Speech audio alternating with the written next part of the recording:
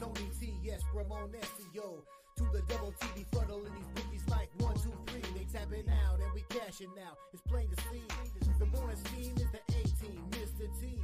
And I pity the fools who can't hang. Coming with real game is sort of a freight train. It's been reported back rolls are easy to maintain. So get situated and listen to the picks. And it goes a little something like this.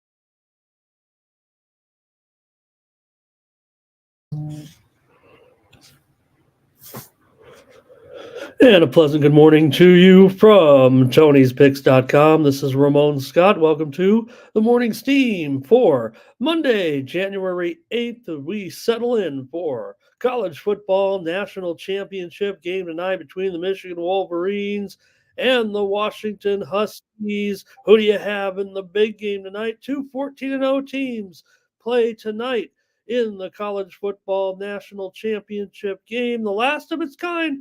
We'll go to the Big 12 team playoff next year. Let's see if the committee got it right. We'll have a great game tonight, I'm sure, and talk about it with you in the chat, the stars of our show, in just a few moments.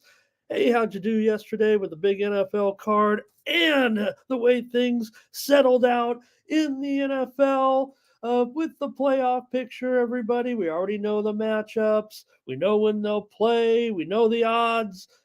How'd it go for your team this season, and will they have a chance to win the Super Bowl here in Las Vegas?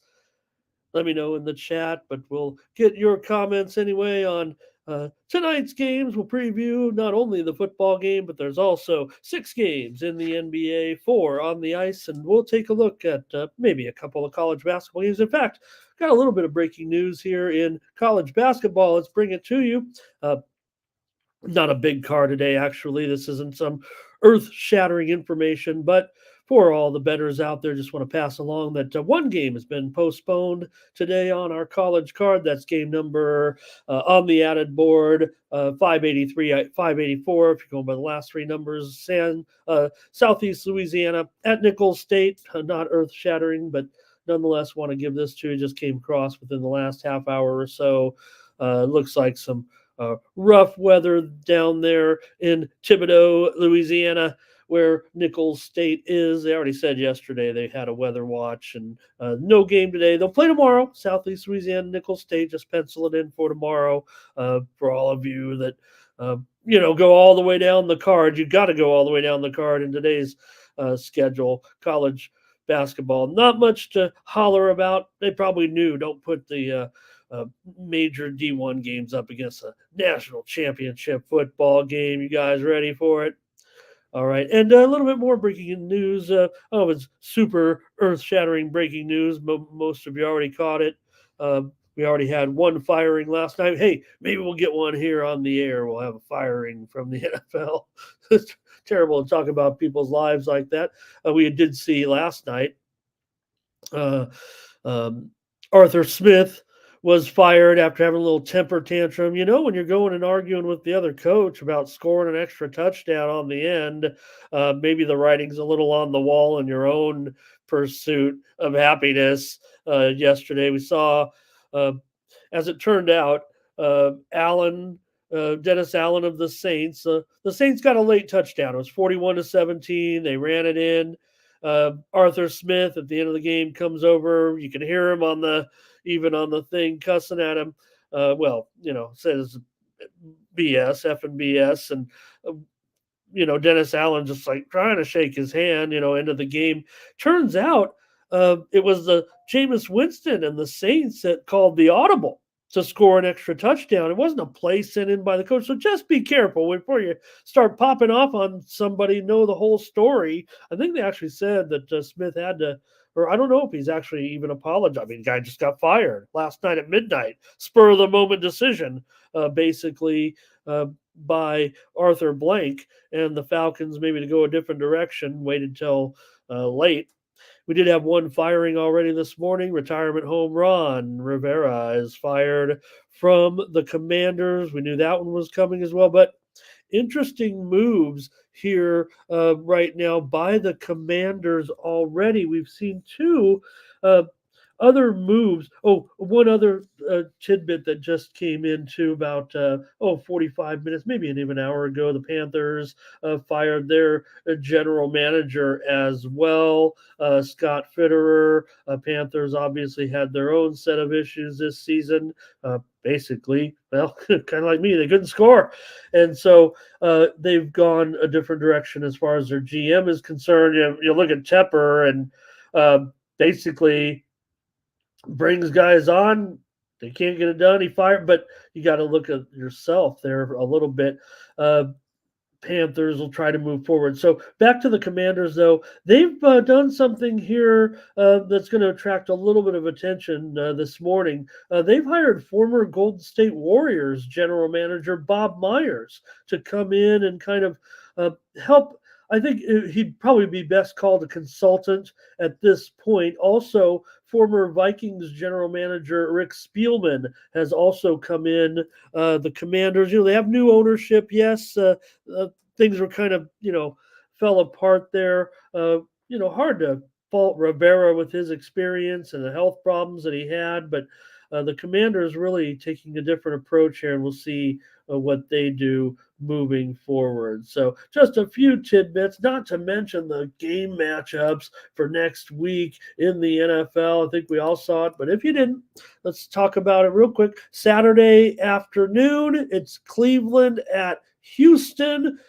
Cleveland, a 2.5 point favorite there. The total 44. Saturday night, a little bit of controversy. You'll have to figure it out how you're going to go about this. If you're not, hey, I subscribe to Peacock, but the Peacock only game, I know you heard about it because I think they paid Tirico and Collinsworth an extra $100 every time to say the word Peacock. But Miami will take on Kansas City in the Peacock exclusive game. You'll have to get your streaming services together or go somewhere to see it, or use some of those other streams. Hey, hit me up in the Discord if you have any problems getting the game. I'll try to help you out as best I can when it's Miami at Kansas City. Kansas City, a 3.5 point favorite, 43.5. Saw the game last night. Certainly we could talk about it a little bit, but Miami and Buffalo and how that shook down. Okay, on Sunday, the early game, 1 Eastern, 10 Pacific, Pittsburgh at Buffalo. Buffalo currently a 9 point favorite now, and the total is down to 38. Supposed to be frigid conditions in Buffalo next week. This total opened 41.5, already bet down to 38.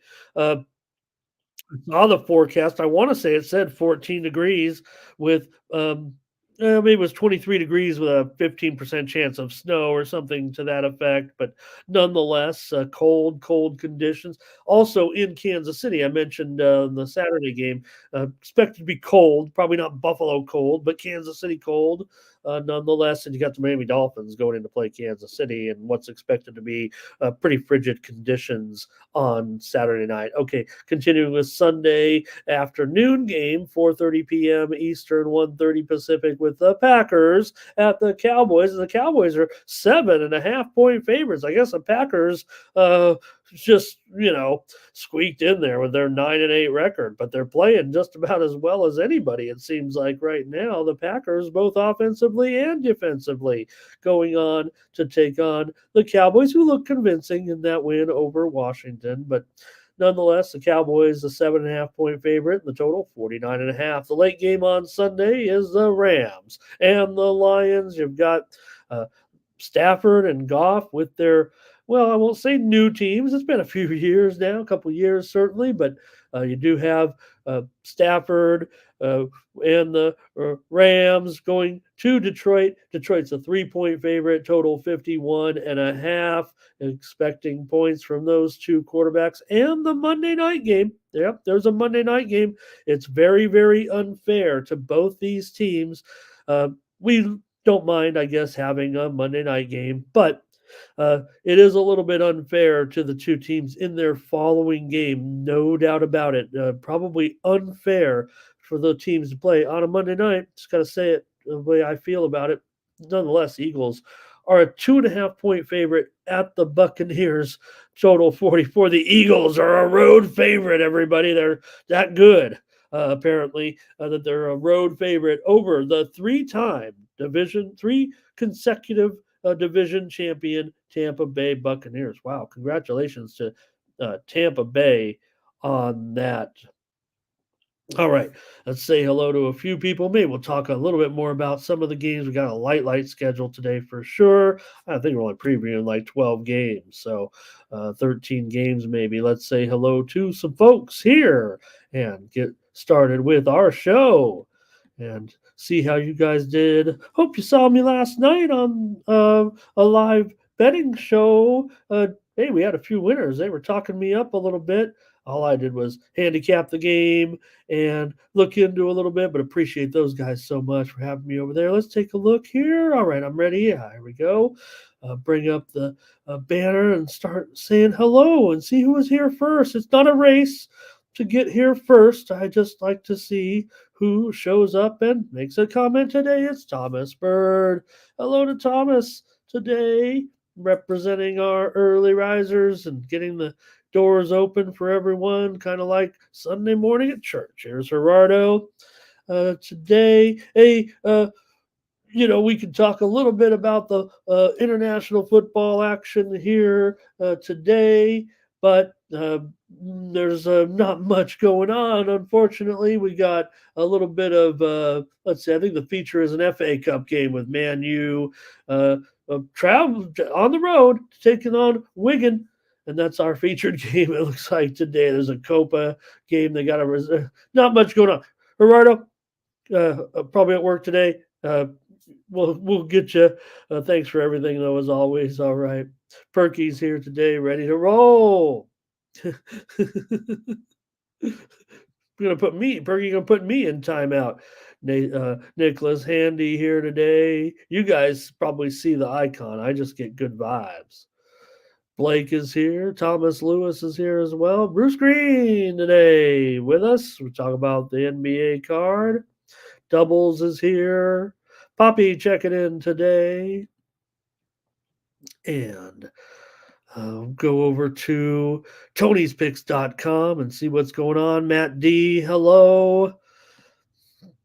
And we got Katie, so hi. Nice to see you, Katie. Pleasure to have you as always. Here's Howard Hogan, my babies, coming in. He's ready for Michigan tonight. And Lucky Power here today. Fume, we talked about Fume with some good information last time. And want to say hello to RVD 420 again. All right. Stephen Downey here today. Gino Lane. Fernando says, man, you could lose this one. Bobby Smith today as well. All right. I'll go over to Tony'sPicks.com maybe in just a minute, but also want to talk about maybe a little recap of the games and the playoff picture for yesterday, including last night's game. I'm sure all of you caught it, but we'll rewind here certainly a little bit as the Bills win the AFC East with that late win over the Dolphins 21-14. They'll host the Steelers next week. I thought there might be a tie so that the Dolphins could play Kansas City instead of the other option, of course, was that the Bills could have played the Dolphins. But the Bills will host the Steelers next week. The 96-yard punt return tied the game. Buffalo, massive advantage in yardage, 470 to 275. Buffalo, 5 straight wins out of the bye. We can criticize them a little bit. We can make fun of Josh Allen. Did have big plays on that last drive. It's funny, right? We had the situation earlier in the season where Josh Allen had those same type of problems, and it seemed like he just decided to dial it back a little bit. Don't make the mistakes. I said last night that both teams could probably end up going for it a little bit now that, or I said on the show, I think I was on that, hey, both teams were now in the playoffs by the time the game started. The Buffalo Bills had already earned their way in, so maybe they could gamble a little bit more, right? It wasn't so they didn't have to play to lose. Of course, you always want to play to win, but you want to give yourself a chance to win. So maybe we were back to gambling Josh Allen. Nonetheless, the Dolphins led 14-7 at halftime. But tell you what, we talk about Josh McDaniel, Coach Logic, one of my favorites. 9-13 against the spread as an underdog, and 0-5 this season as an underdog. They'll be an underdog again next week.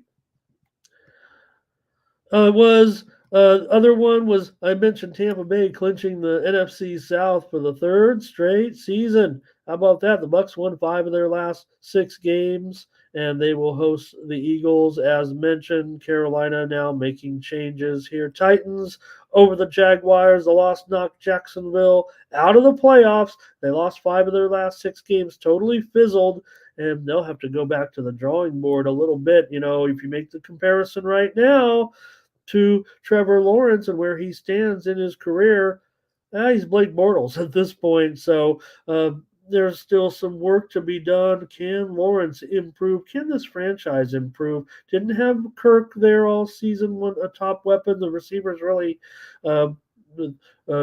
didn't get off like maybe they needed to. So Tennessee scored touchdowns on 3 of their first 4 drives, and Henry had 153 yards, addressed the crowd at the end of the game in case that was it for Derrick Henry with the Titans. I want to think that the coach can survive there, but it looks like it is going to be a 50-50 call after all in Tennessee. Saints rocked the Falcons. We talked about they weren't happy about that last touchdown with 1:10 to go.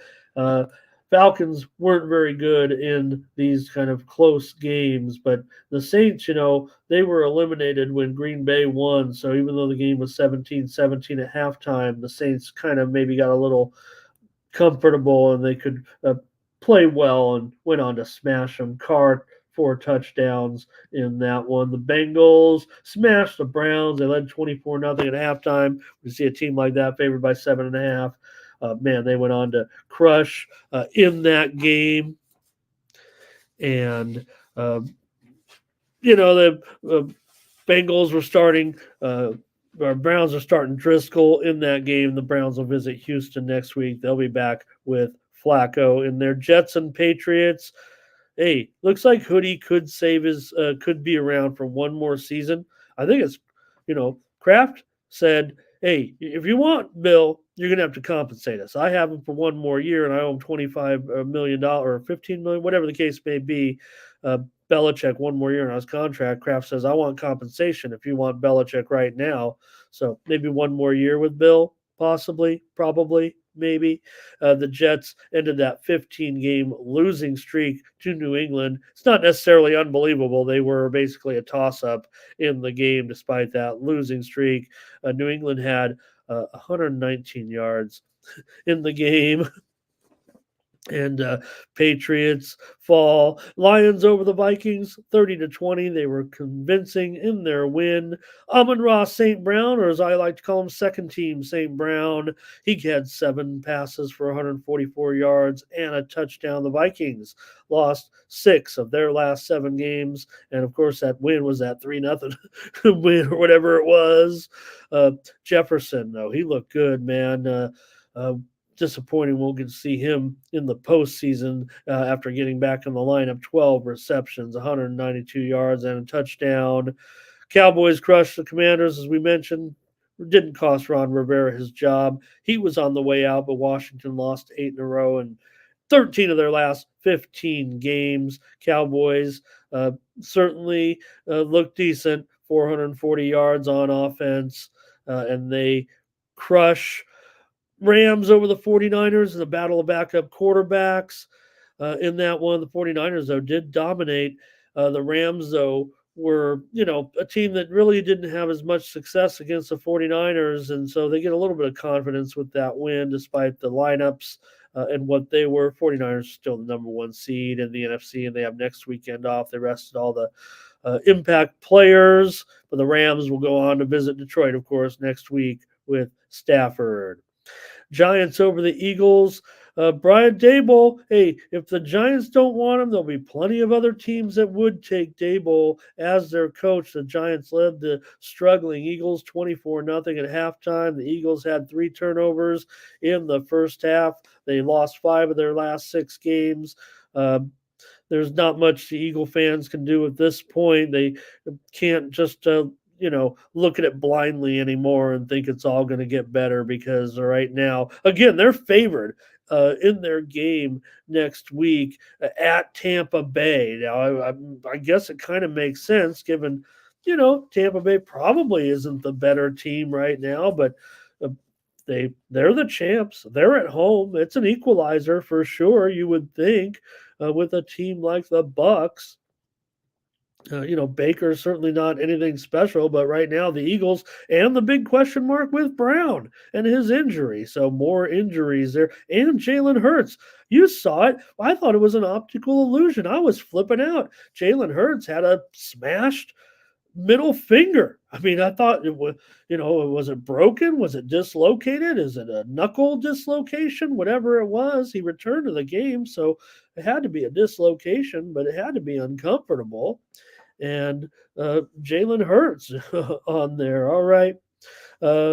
Mike says he blames Swift on I think he means Swift, the running back, missing the game, right? Not Taylor Swift. We saw the news on Taylor Swift. She didn't go to the game yesterday because Kelsey wasn't playing. We talked about it on the show, saying yesterday, remember I said, well, Kelsey's out, and then I looked at the injury report when we were on the air, and it said Kelsey probable. He actually had cleared and was listed as probable by the team. All you had to do was note that the SoFi Stadium apparently had a reservation from Taylor Swift. She had a box at SoFi, and it was canceled on Friday. So maybe that was an indicator. Now, granted, we saw her at the Globe. This is your Tay-Tay update. We saw her at the Golden Globes last night. Oppenheim, one of the big winners, by the way. We saw Tay-Tay at the Golden Globe. She wasn't happy with the jokes that were being made about always seeing her on the screen at the NFL games. The comedian kind of bombed there. You don't make jokes about Tay-Tay going to football games, okay, buddy? Get off the stage. All right. That's good. More football. Hey, Packers over the Bears, more Jordan Love affection, if you will, and why not, man? The guy looks pretty good. Bears, they got into Green Bay territory on every drive, but they couldn't finish the deal. So we love Fields to a certain extent, but sometimes he has trouble finishing, and again, took the sacks again. We were back to sacking Fields, and that's not what we saw when he was looking pretty good. So Fields said basically his goodbyes to a certain extent yesterday, basically saying, if this is goodbye, thank you, Chicago. Again, they have all the cards, right? They have the trump cards, if you will. They have the ticket to the pick. So what will they do? Will they deal it? Keep Fields, keep building on that defense, keep trying to improve the offense. Nonetheless, Green Bay and they'll visit Dallas and McCarthy next week in that playoff game. The Seahawks got it done against the Cardinals.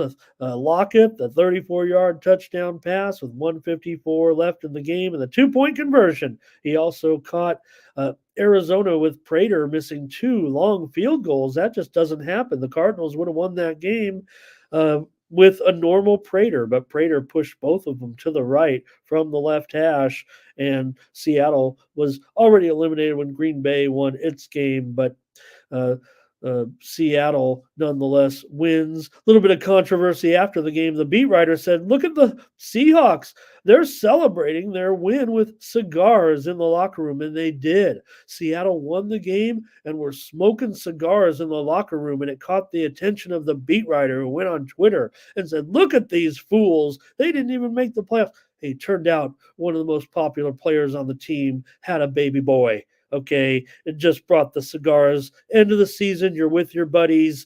Have a cigar. You're gonna go far. Shout out Pink Floyd. They enjoyed themselves. Give me a break. All right, Raiders here. The home team wins over the Broncos. Can Pierce keep the job? I would think if the Raiders cannot get that high profile coach that they might be looking for. Look, the Raiders are already on the hook for like $85 million with the last two coaches and general manager in here. Maybe they might look to get on with the cheap a little bit. Don't want to say Pierce isn't worthy of a contract and all that, but compared to a coach that you might bring in for say 15 million a year, the Raiders could just stay here with this situation where the players are rallied around this guy. Some of them even went so far as to say, "We'll protest," or something to that effect. If Pierce isn't, they just wanted Pierce maybe in there, but they went 5-4 with Pierce, 7-1-1 against the spread with him, and that's how we kind of keep score around here. And tell you what, the Raiders have started to dominate the Broncos a little bit of late, and the Broncos didn't look good at all necessarily with Stidham. Talk that Peyton brought in Stidham here to play in the future. I don't think that's the case. I don't know what those guys are necessarily talking about here. I don't think Stidham is starting quarterback of the future for the Denver Broncos. I don't think that's Sean Payton's guy. But we saw Russell Wilson on the bench. We'll see what the Broncos do in the future. Chiefs over my Chargers. The only touchdown was a 97-yard fumble return as the Chargers were going in. Obviously, no Mahomes in this one as he rests as well. But Kansas City's offense, they continue to sputter a little bit. We weren't expecting a lot from them necessarily yesterday, but Chargers, 4 field goals from Dicker the kicker, but they couldn't get a touchdown.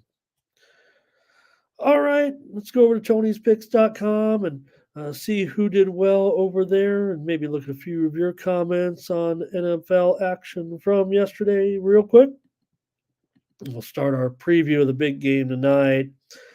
Thank you, everyone, for coming in. And let's see who else. Oh, Ty Clinton here today. Good to see Curtis is here as well. Luis Pepe, thank you very much, Luis, for your comment. And Gamble here today. And Poppy says he likes Vrabel. Yep, there'll be plenty. I think there'll be a job out there for Vrabel if he were to go down there. All right. Let's see who else we got. Teresa's here today. And Mike is here doing his thing, as always. And any more? So see you guys all in there. All right, I'm going to go over to Tony'sPicks.com. Thank you for all those comments. See who did well on the website on Sunday. Let's see what we got here. All right. I'll find you here, folks. Oh, here we go. Join me in the Discord if you can. All right. Take a look at the leaderboard from yesterday, and probably Sam Amurti had a big day. 16-7, 23 plays. You want some volume, you get it with probably Sam Amurti. And from Mindy Hahn, 14-7 yesterday on the board. Nice day for Mindy as well. Jerry Lewis, a perfect 4-0 on the day. Joseph Schultz, a perfect 3-0. Chauncey Giles, a perfect 3-0. Tiffany Mance went 8-4. EPA Sports 6-3. Tony's Picks VIP 5-2. Nick Vartini went 2-0. Tim Irwin 2-0. Ruben Marlborough 3-1. Gene got picks 6-4. Marlon Pettis 1-0. And Tony T goes 2-1. I'm the hype man for this group over here at Tony'sPicks.com. Over the last 7 days, it's Mindy Hahn continuing to roll with up over 19 units. Nick Lagaretos is up over 12 units. Tiffany Mance is up over 10 units. Probably Sam Murdy up 10 units. And Gene got picks up 7-11. He's always open. Over the last 30 days, Mindy Hahn absolutely destroying here with up 44 units. Tiffany Mance is up 33.5 units. Nick Lagaretos up nearly 22.5 units. Gene got picks up nearly 20 units of profit. And Mark Butterscotch Eubanks up 1580. Head on over to Tony'sPicks.com. You'll find our premium picks. Our best picks are over there at Tony'sPicks.com. I had some premium winners yesterday in the NFL, including the Detroit Lions over the Minnesota Vikings. Also gave you the premium winner with the Tampa Bay Buccaneers and the Carolina Panthers under. Premium winner yesterday for me, Seattle and Arizona under. I also had a premium pick winner in game. Let's see, where else was it here? The winners on the show. That's what I wanted to go. I also made that appearance yesterday. Had a couple winners on a show yesterday morning. Winners here on the show yesterday included the what did we have? The Arizona Cardinals plus the points. Can't even read my writing here necessarily. Jets, Patriots under. Well, that one was certainly an easy winner. Broncos, Raiders over. Vikings, Lions over. Among the winning plays here yesterday. How'd you guys do? Also, winners yesterday on the ice included Jets, Coyotes over, Kings, Capitals over. Oh, you remember we went over in every game, went 3-1 on the ice. Winners in NBA included Portland and New Jersey over. We had the Orlando Magic, Pelicans, Kings under. We had Minnesota, Dallas under. We had Memphis and Phoenix over. We had some winners yesterday, and we also went 4-0. I don't know if I mentioned it yesterday. We went 4-0 on the NBA on Saturday's show. All right, click on the All Cappers tab, find the handicapper of your choice, and that's how you get signed up. Maybe you could check me out for 7 days over at Tony'sPicks.com. Take my picks all the way through tonight's big game, all the way through next week's action. We can get you through all the way to Monday Night Football next week in the playoffs if you choose to get my 7-day premium pick pass. It is $149. Save 20% and make it even less expensive. And by the time a week is up, really 8 days worth of picks from me. Looks like a little bit of money there to get 120 something, whatever it is, $119, whatever it is. And I promise you, by the end of 8 days, you're probably going to have at least 60 or 70 plays from me. So please consider that, or consider any of our cappers over at Tony'sPicks.com. All right, a little bit of an extended commercial today with our light coverage. Say hello to a few more people. Percent Better is here today. And Rodney talking about the dogs in the NBA. Timmy Two-Shoe here. And Teresa's ready with her pick. So we'll get rolling right now on that game. Everyone's starting to talk about the big game tonight. All right, a few more comments looking good about winning and losing, right? You try to win with class, with dignity. But if you want to throw an extra touchdown on the end, that's fine too. All right. I think we got a few more good comments in there. Thank you all very, very, very much. We support Tay-Tay, apparently, because of me. Oh. All right. Let's get going with our previews today. Only 12 games. I don't want to monopolize your time. You're nice enough to come here. We got 50 people here spending time with me today. Man, this has been just great to be here on Tony's Picks YouTube channel and have you guys be the audience. Awesome. Let's get going with the college football national championship game between the Washington Huskies and the Michigan Wolverines. Both teams coming in here with a 14-0 record, of course, and might not be the matchup that everyone was totally, Alabama and Texas. Maybe you wanted that one, but we get this one here, and it should be great with Washington and quarterback Michael Penix. This guy looks pretty great. I kept questioning on with some panelists recently about a guy like Caleb Williams of USC, right? How he seems to be attracting the attention of scouts, of teams, as the top quarterback coming out, and said, why am I just naive? What do I not understand about Michael Penix, and why isn't he looked at? Is it because he's left-handed? Right? Is it because he plays for Washington? Maybe you don't like the strength of schedule. Michigan didn't play a very tough schedule, but really for Penix, it's he's older and he's had injuries. So maybe that does take away from his pro prospects. But I don't know. You kind of want an older quarterback, don't you? And you don't need a guy running if you can throw like this guy. Anyways, Washington comes into the game.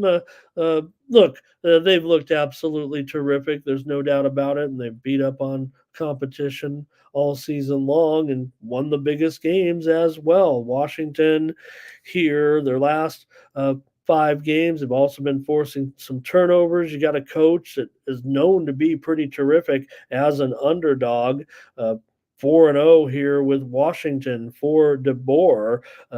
Washington, look, they have the top offensive line in the country. They won the award anyway for the top offensive line in the country, and that is apparently one of the big questioning points for everyone, right? Can Michigan's defensive line, overpower Washington's offensive line? Well, look, they were given the big award. I mean, it is a big award as well. I mean, the trophy is like 300 pounds. There's a base for the trophy is like 500 pounds. It takes probably an offensive line to move this thing around. But they've got a good offensive line. Now, maybe, we bump down the Pac-12 right now because of they don't match up with conferences like you say with the SEC, with the Big Ten, maybe even the Big 12. I don't know. Some people are making the comparison that Washington is the TCU of this year. Do you think that Michael Penix is similar to Max Duggan? I don't know about that. So Washington, though, here, look, this is an all Big Ten championship game to a certain extent with the move that Washington will make next year. So if anything, 2 top teams from the same conference here to a certain extent. Wolverines have covered 8 of their last 10 games. They are 3-0 against the spread as a single-digit favorite this season. You got McCarthy, the junior, completing 73% of his passes, 22 touchdowns, 4 interceptions. Jim Harbaugh called him the greatest quarterback in college football history. We don't know that we know that Jim Harbaugh might be a master of hyperbole, but he's technically kind of right. I mean, J.J. McCarthy's 1-loss record will go down in history as one of the top records ever for a starting quarterback. So it's not wrong necessarily. Michigan 9-15 against the spread their last 24 games outside of the Big Ten.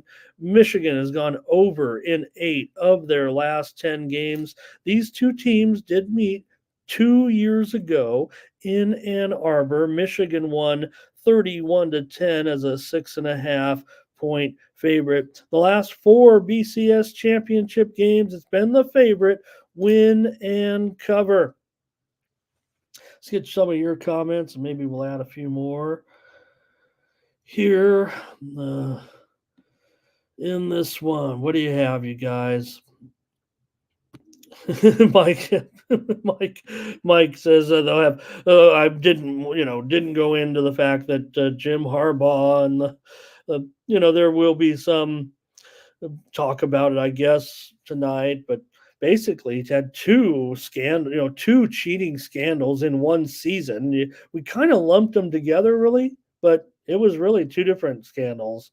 And Michigan said, "Yeah, but they stole our banner." All right. Let's see here from the Doubles is taking the points. Jamal is going to take Michigan. And Thomas says the spread's a little bit. The Doubles, where is USC? They're not playing. Percent better with these props. Look, Blake Corum, pretty terrific. No doubt about it. A little bit of a discussion last night with the host of the panel and, saying that Corum, look, he is a back that will be there when when a team starts to wear you down, but he doesn't like Corum's early explosiveness necessarily. Okay, and Polk in there as well. Loveland, thank you.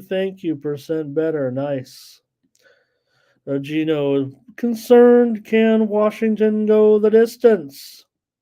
Fernando on Washington, Ray on Michigan. You're going to see a 50-50 split, I'm sure, from the chat, it feels like today. Tickets, in my count, let me see. I have tickets running in Washington's favor here, but the money's a little more even. All right. Thomas says that Michigan running game will be the key. Percent better. Losing with dignity. How about that? I like that. All right. See if we've got a few more here. Yeah, I did see there was one other note. I just want to add in college basketball. I don't know if it was mentioned there in the chat specifically. I was like, what do they mean with the early game? But it looks like in preparation for some of this poor weather in New Orleans, we have one more note where a time change has occurred. Texas A&M and Texas A&M Commerce and New Orleans college basketball game today. This one has just come in here within the last half hour. That game has been moved to 2 p.m. Eastern, 11 a.m. Pacific. That's Commerce against New Orleans. All right, a few more here. I just got because I saw Big O with his college basketball pick of Norfolk in the chat. Thomas says, "Nice sweater I'm wearing." It's getting a little warm though in here. I might have to call a timeout. Okay, and Thomas does end up with Michigan here. And percent better. Michigan gets up early running, and then Texas dropped their heads, and maybe Washington can come back. Am I getting that one right? Blake says he'll go over in this one. I've got to make the call. The side is going to be my premium play in this one. So I don't know if you can. And I'm going to go against Blake here. I'm going to take the under in this game here. Doubles, though. Look, he's got both Penix and JJ over 1.5 TD passes. So that's already 24 points right there, if not 28. Doubles does think, though, that the total is too high. All right. So my pick will be on the under in this game. I do think that, Michigan is a pretty good defensive team. They are going to be facing a pretty tough situation, certainly. But I think that total also just placed too high, maybe by bookmakers on a national championship format. Maybe a little bit of Penix hype. I don't know if it's McCarthy hype, right? Because if anything, do we kind of view McCarthy as that game manager type of quarterback, right? He doesn't look to be the guy slinging it all up and down all over the place necessarily like Penix, but you can't argue the winning percentage, certainly from McCarthy. All right, I don't want to leave anything out. Washington's been giving up a ton of points. I'm talking about the under, but Washington has allowed nearly 30 points a game over their last 6 games. So maybe that's just going to keep me off the outright win. I'll probably find a way. Anyway, we'll talk about it too much, but I'll take the under as my pick here on the show. Okay, you guys, you got your comments, you got your picks in. Thank you so much. Enjoy the game tonight. National championship game. Tone, enjoy the game. Go blue. Hit the banner. And don't steal the banner. And I guess the only other thing I would kind of conclude by maybe about Harbaugh, win or lose, it's hard for me to fathom this man surviving as a college head coach. Michigan may stand by him. He's been, obviously a pretty good, even though he's pretty quirky, he's pretty flaky. He is a football coach of Michigan after all, and whether or not he needs to move on, remember, he's going to be facing a lot of scrutiny no matter what. Michigan may just try to say, hey, it's all good. Let's re-up. Let's do it again. Let's keep. But if the NCAA is going to keep coming after you and just making life miserable, is that really the headaches you want necessarily at Michigan? Okay. Thanks, everybody. And obviously, teams may come a calling. Like I said, I talked about the Raiders and maybe what type of coach if they can't get a head coach, right? This is what I was saying. This is exactly what I was saying, right? If you're going to get rid of Fields and you want Williams, why would you want Williams? Did anybody see the video? Also, was really intriguing where they had the guy did like turn the video around on Penix and made him a right-handed quarterback. So you could kind of just judge how quick the release was. Like you don't see this kind of release from a right-handed quarterback. It's a little bit of a study in contrast to when you talk about left-handed quarterbacks. There obviously have been some notable ones, some very good ones.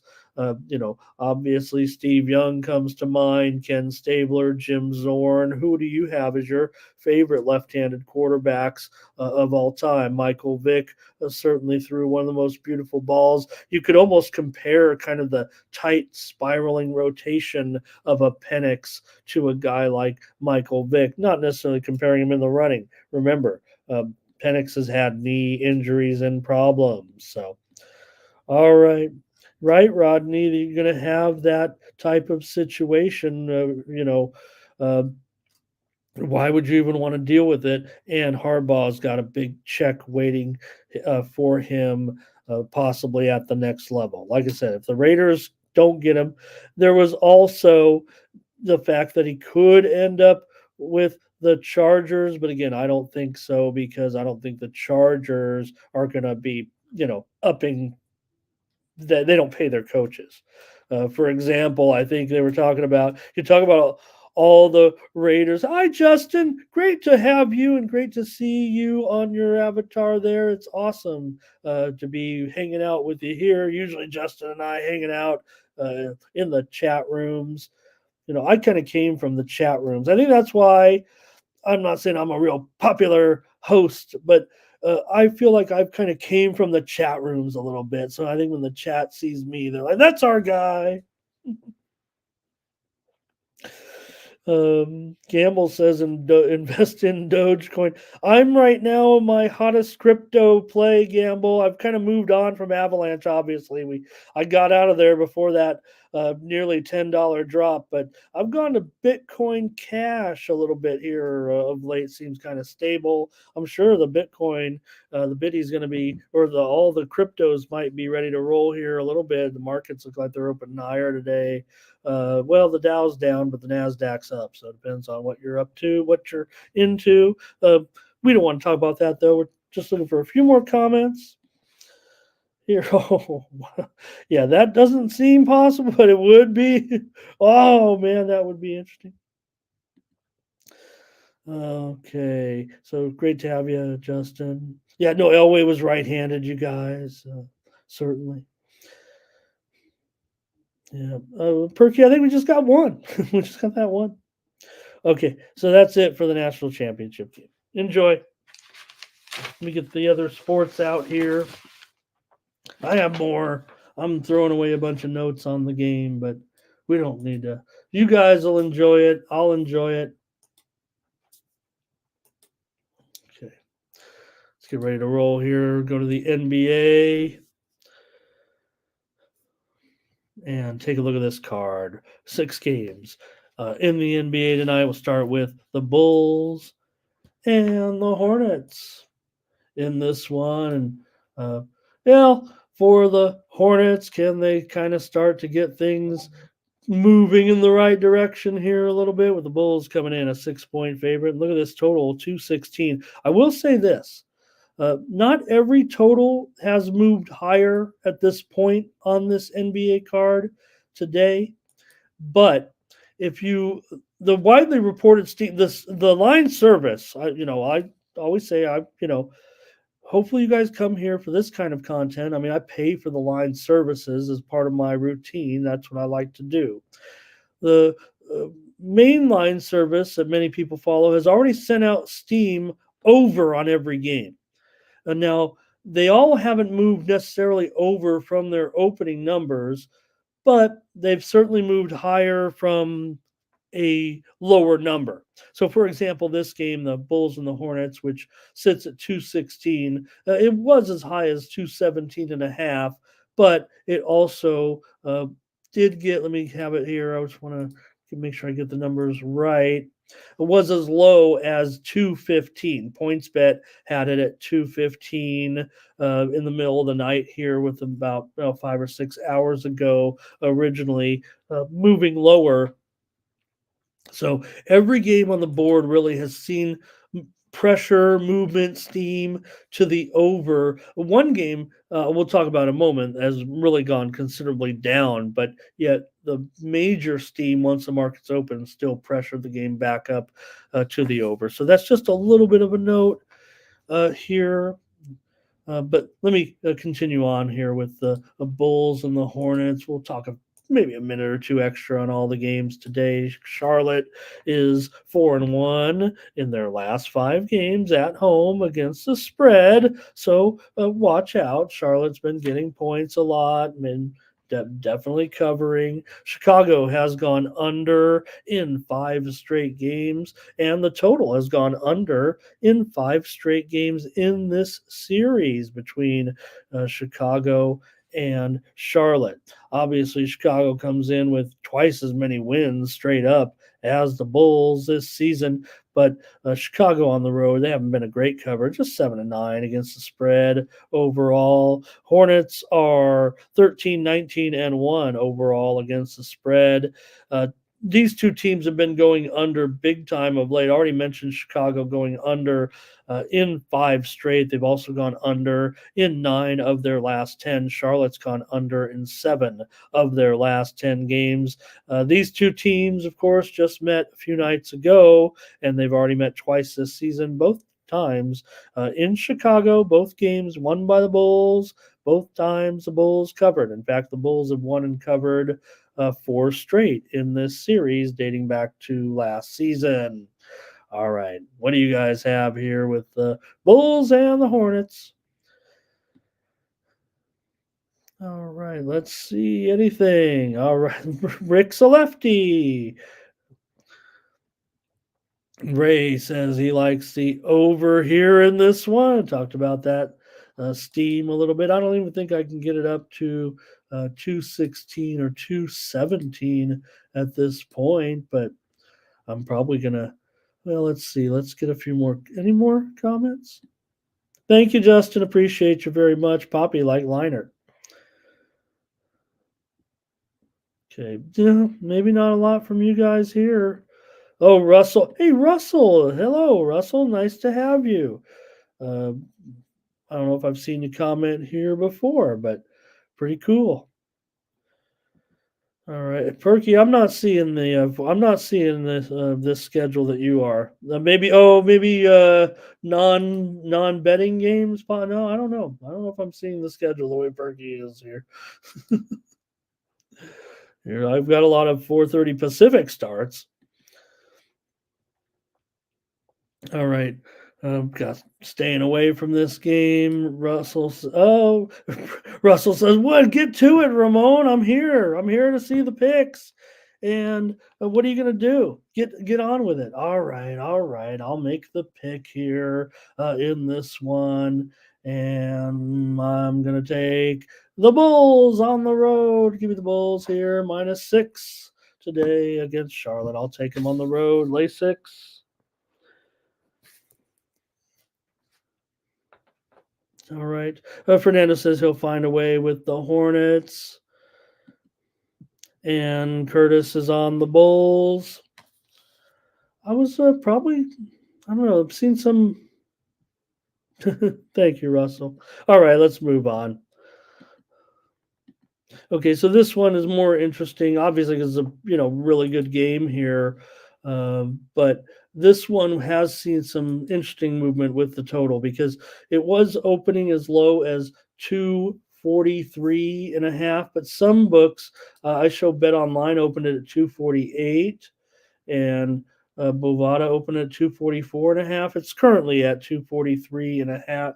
Let's call it 244 and a half for the most part. I'd say at this point.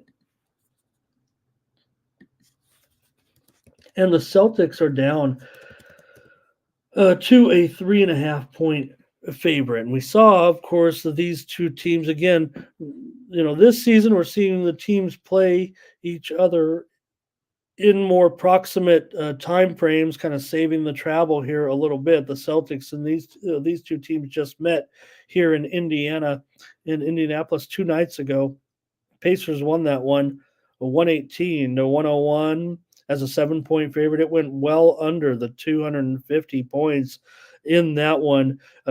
Could it have been dictated by a Boston pace? I don't know, because the Pacers won the game by 17 points and held Boston to 101 points. In fact, they held Utah before that at home to 97 points. So talking about Boston there. It was the Pacers that, of course, held Boston to 101 points in that game. Boston with the win, you guys. That's what I'm trying to spit out.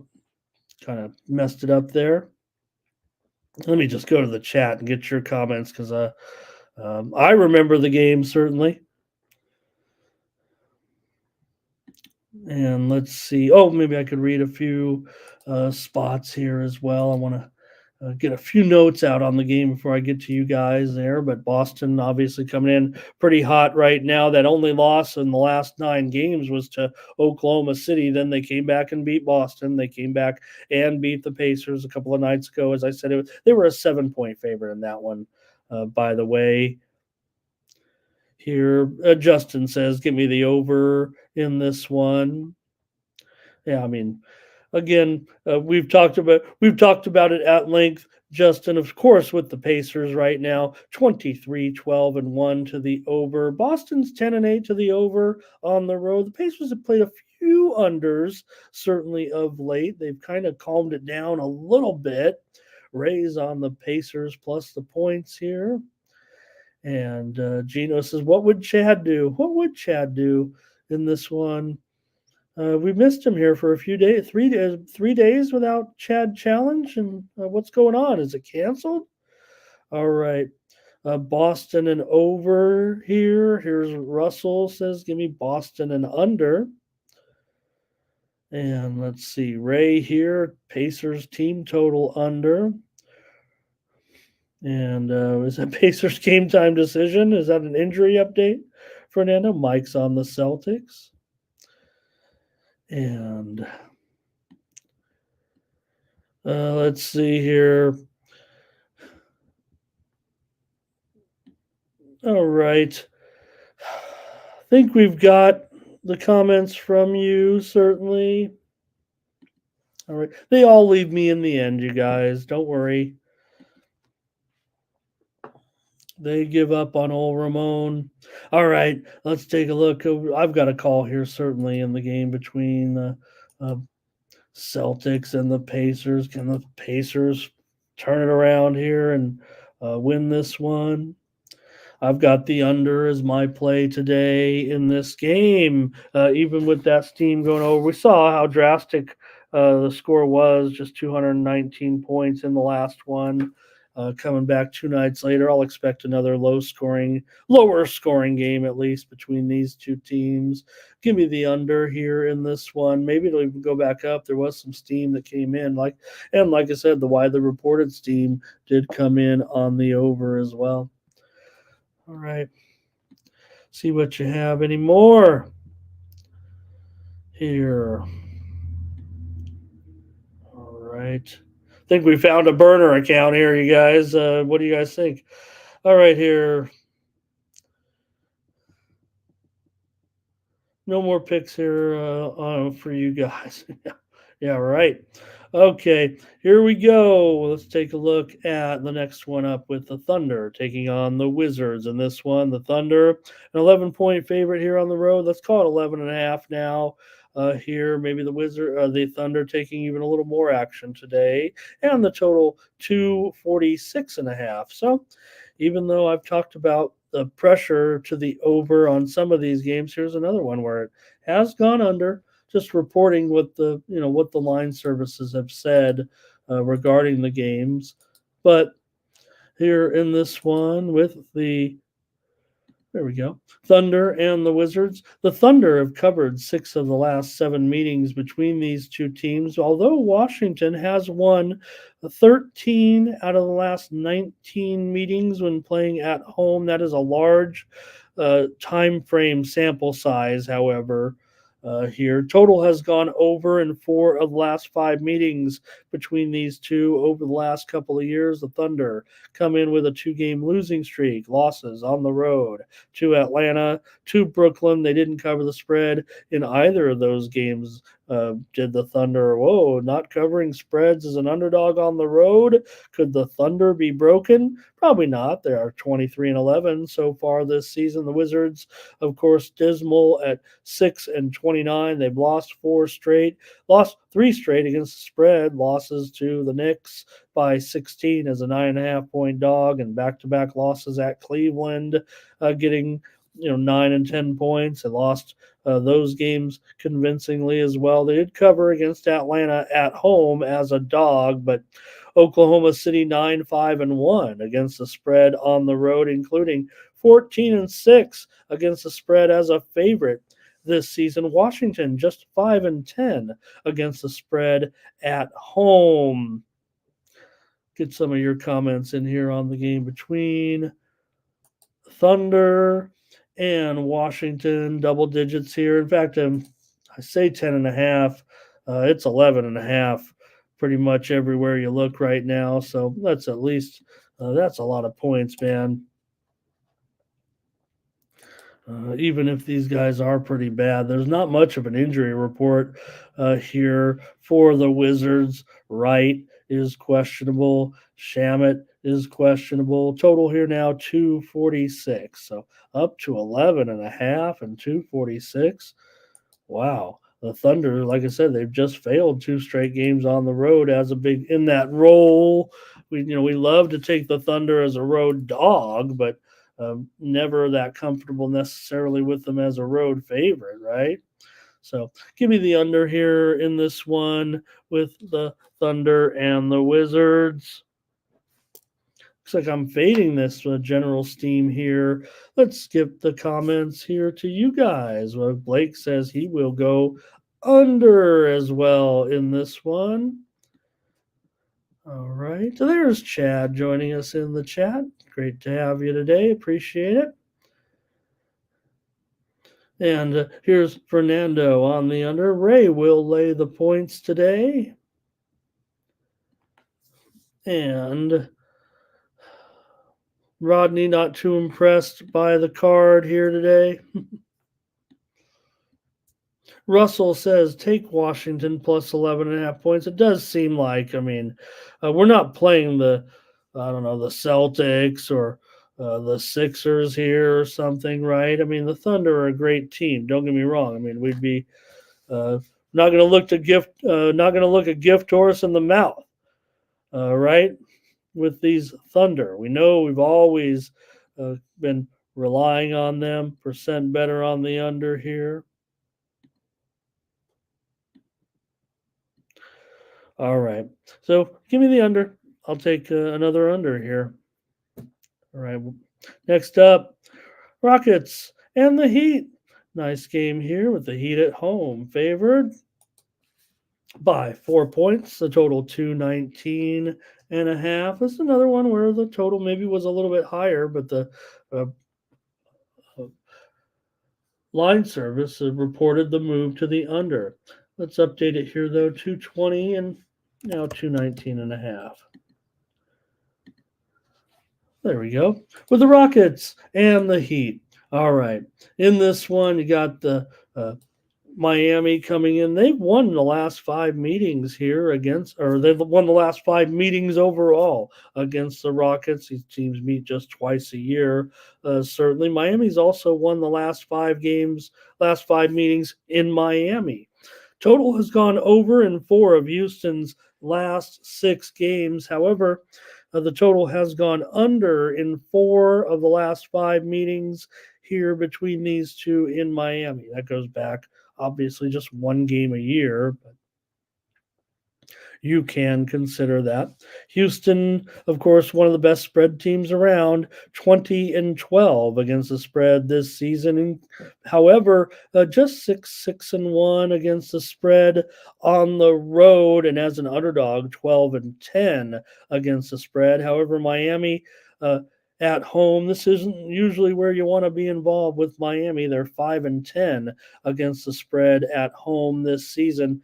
These teams mostly playing unders for the most part. They're a combined 30-38 to the under, although I will say Miami is 9-6 to the over at home this season and 10-9 to the over as a favorite.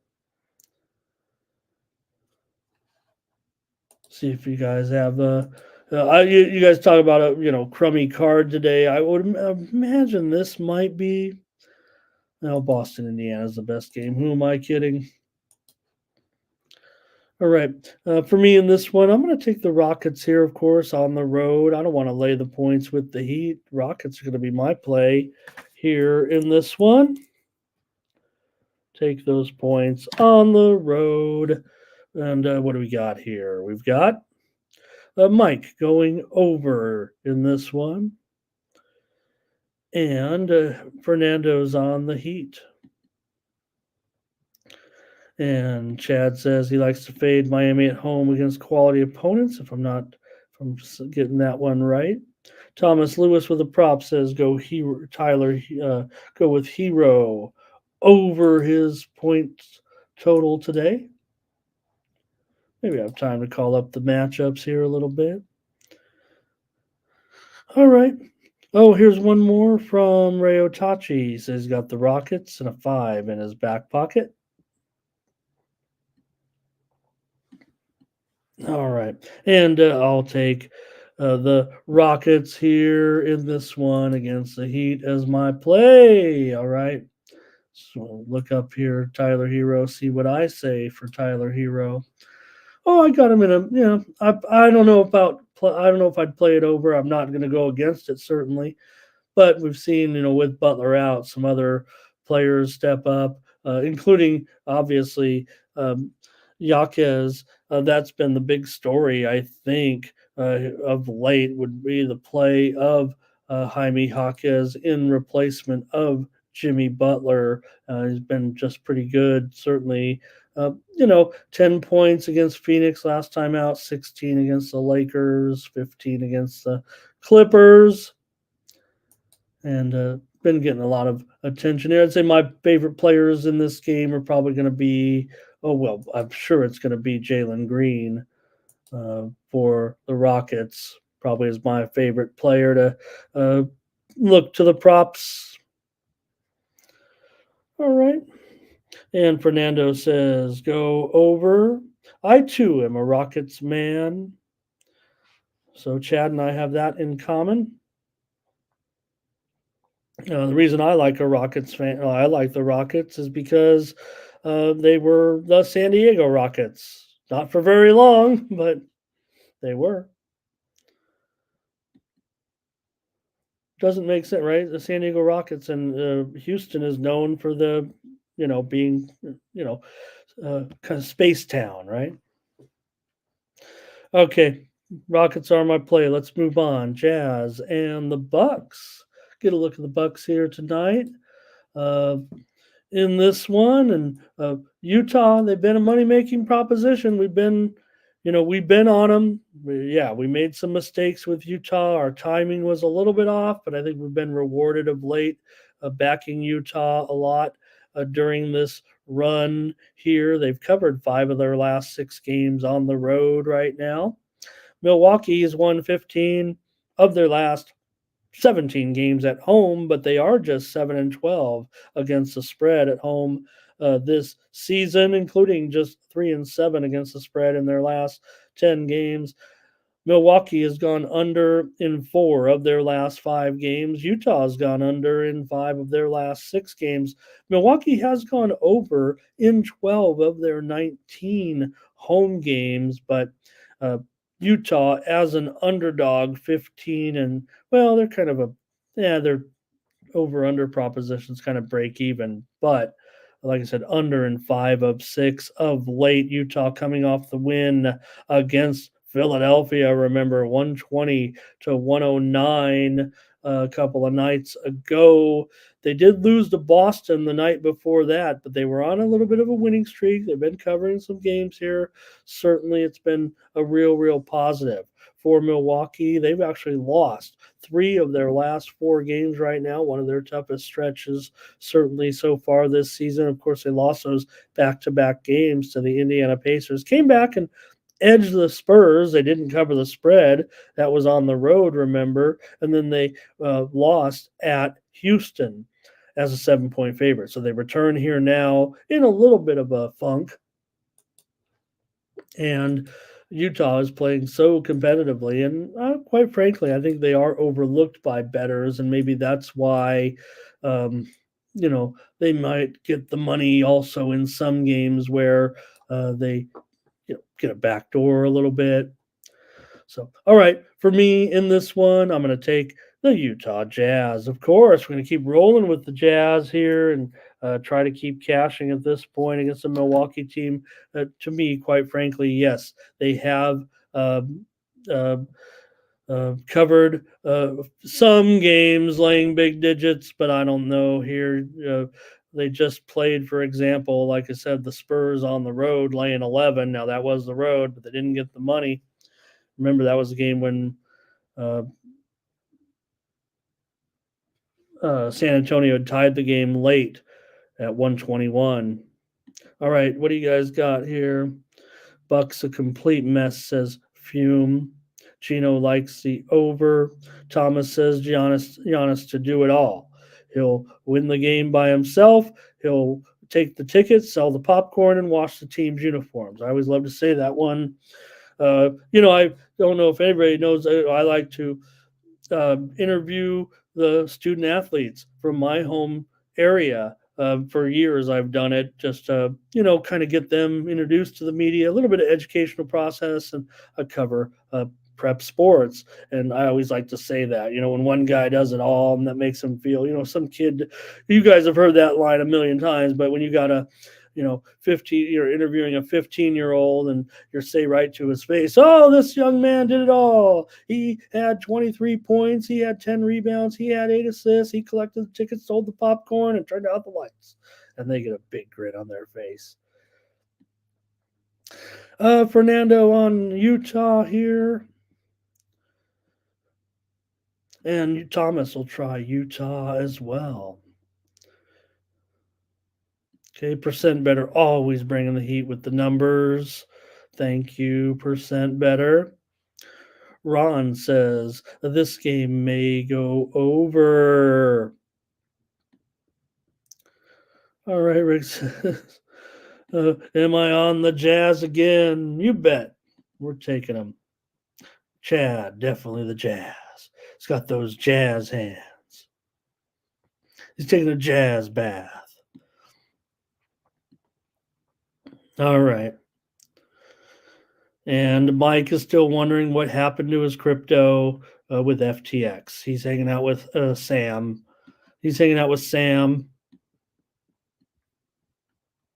If anybody followed that that crazy story, still going, I guess, to a certain extent. All right, that's what Fume said. We need a guy to wash the jerseys better. One more game. Let's get out to it between the Suns and my Clippers. The Clippers, are they a 6-point favorite here? Oh, man.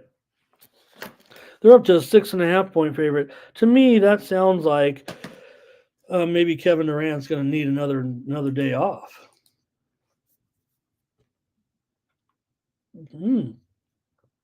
All right, he's not even on the injured list, so we'll see what this move is all about. Could be, the fact that the Clippers are still playing pretty darn well. Not perfect. What's the total here? Oh man, this total has shot up. This one definitely has gone up to 230.5 or so right now. So in this one, folks, the Clippers obviously have won 9 of their last 10 games at home. Maybe that's what's attracting attention of bettors here today. If you see a line that's already gone up from a low, I had it 4 on screen. Was that even a possibility? 4.5? Well, last night I wrote that in, but mostly open generally 5.5, 5 at DraftKings. So maybe I saw 4.5. I don't make these numbers up. Here in this one for the Clippers, they've been a little bit of moneymaker, certainly. 10-8 against the spread at home, but they were on a big time win streak and cover streak until they ran into the Lakers last night. And well, look, in that game last night, all the talk certainly about the Lakers being in a big time funk. We know that, but man, it just seemed like the Clippers were never going to get it together against a Lakers team that, man, it just felt like to me they had no right to be.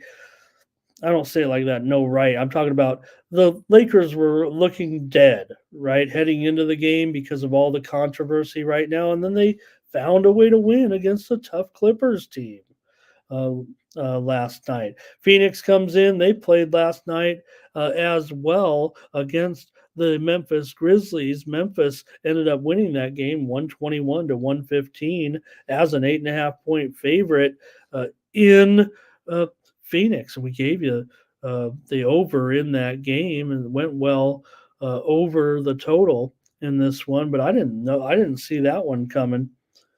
We talked about the Suns here yesterday. So, all right, these two teams just met about 5 days ago. It was 131-122. Clippers got the win in Phoenix as a 4-point favorite as part of that good streak, certainly, that they were on. They also beat Memphis. They beat Miami. They beat New Orleans all before that game against the Clippers. Phoenix has gone under in 4 of their last 5 road games. Total's gone under in 5 of the last 6 meetings between the two teams here in the Crypto.com Center, Mike. Clippers, though, 5-12-1 to the under at home.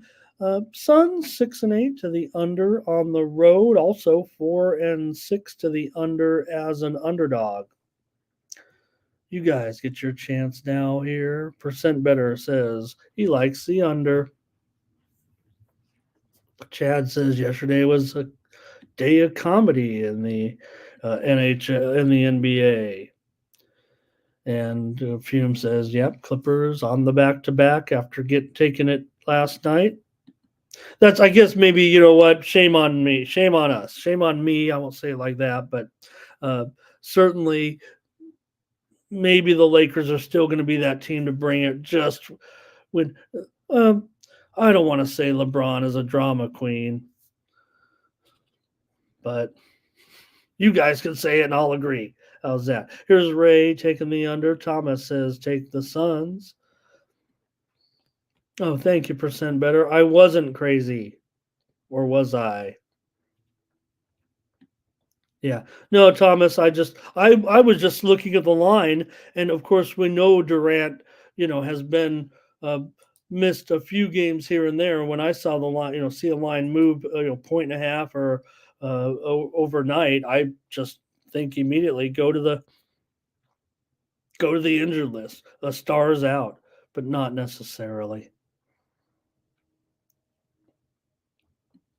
All right. All right, we think we got your comments and plays in there, and maybe I'll even make a play here on the show. Keep our NBA. I think we're on a pretty good run here with NBA picks on the show of late, for sure. Last 3 days, good percentage. All right, I'm going over in this one. Suns and Clippers. I already missed out on the boat. Missed the boat on this one, didn't I? And we're going to lay a little, have to go up to 230.5 here in this one, but that's what I'm going to do. And I'm going to go over. Looks like the Sharps to me, looking at this, the Sharps are only on the over. I mean, I'll chase the steam here this time for once. There was even a little bit of buyback there at it pulled back to 228 and it shot up again. All right. Here we go. Let's move on. We're going to move on. Oh, you know what? I do have 2 college games. Maybe we can even look. Yeah, doubles. I understand, but man, you don't do it at the expense of stressing out the coach, right? I mean, sound like LeBron wanted the coach fired. All right, let's get it moving here and go. I've looked at 2 games. I didn't pick that early one because I didn't know the time change when we came on the air. So I've just looked at first the only game, which actually has some national television exposure on CBS Sports Network today. So I guess it's kind of the featured game.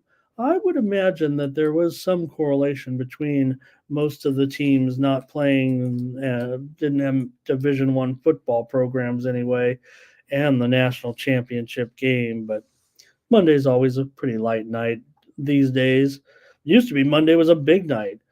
Back in the day, they'd have the Big East would play on Monday. They'd call it Big Monday.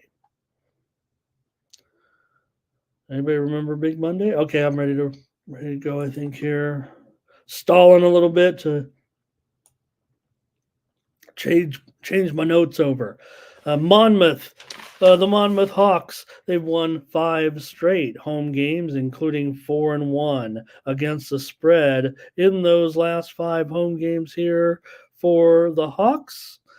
Also, they've Northeastern comes in with a 4-2 mark here. The Huskies 4-2 against the spread on the road in their last 6 games. Northeastern has gone over in 8 of their last 9 road games this season. They're a big time over. Northeastern is 11-3 to the over this season, but Monmouth, fair enough. They're 6-7-1 over under so far, but Monmouth has been the great cover. Mentioned the 4-1 record in the last 5 home games. They're 6-2 against the spread at home this season, 11-3 against the spread overall, including 4-1 as a favorite. Northeastern hasn't been terrible. They are 5-4 against the spread on the road. So here, Northeastern has lost 2 straight for their last 5.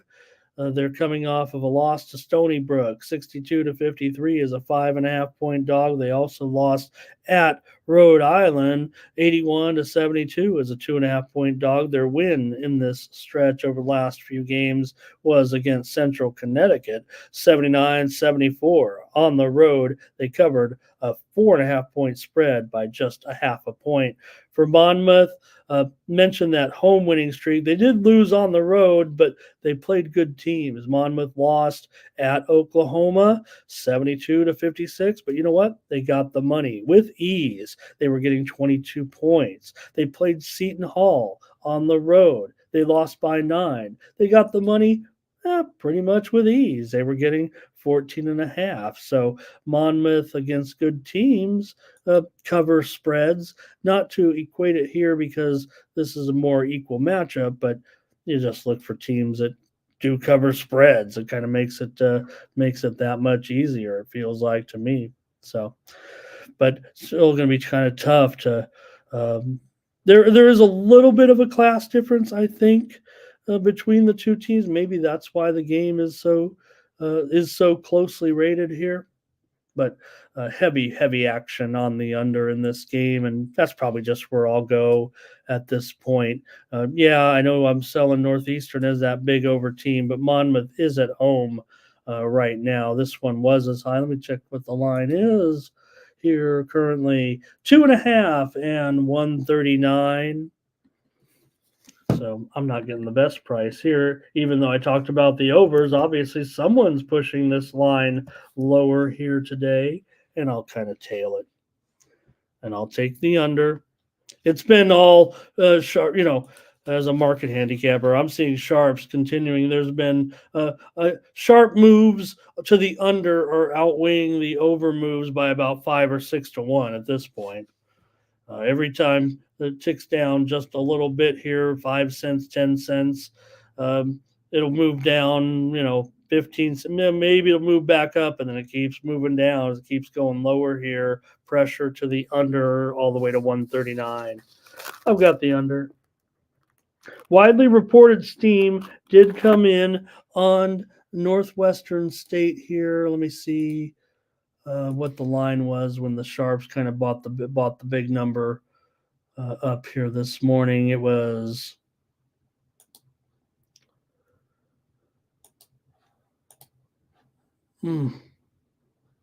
yeah, okay. It was 3.5. So, all right, nothing too special there. But all right, anything you guys? I know this is kind of a weird schedule today. I just want to have a game or two out there. Percent better. Thank you, Reginald Luker. Great to see you as well. Looks like Poppy and I are on opposite sides here, but he's getting the best price. I'm not, and that's.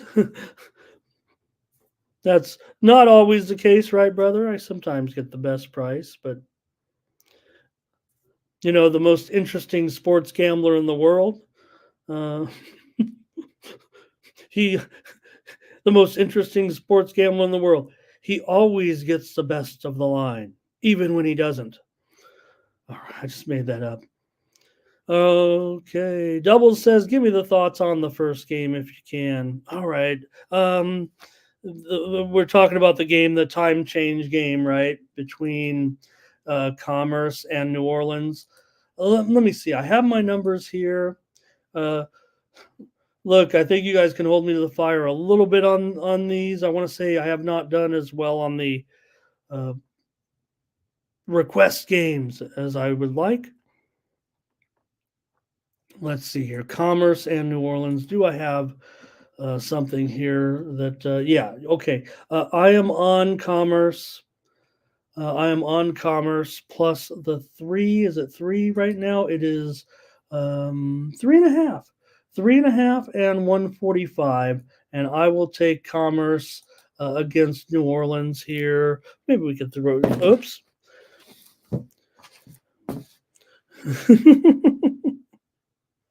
Oh, Poppy. All right. Maybe we just throw out a few numbers here on the game today between these two teams. Percent bettors on the over. But let's see. New Orleans, they've been a money-making team from a standpoint of they've been one of those teams that goes out on the road and plays a lot of road games and makes some money. And that's kind of been their detriment. In fact, their home games have been almost exclusively, at least their home wins have been exclusively non D1 opponents. So thank you, Big O. Saw you with the great comment there. Thank you, Big O. This is awesome. This is the type of information that you're looking for from our crew. Thank you, Justin. He's got New Orleans in that game, but just want to shout out that Norfolk State information there from Big O.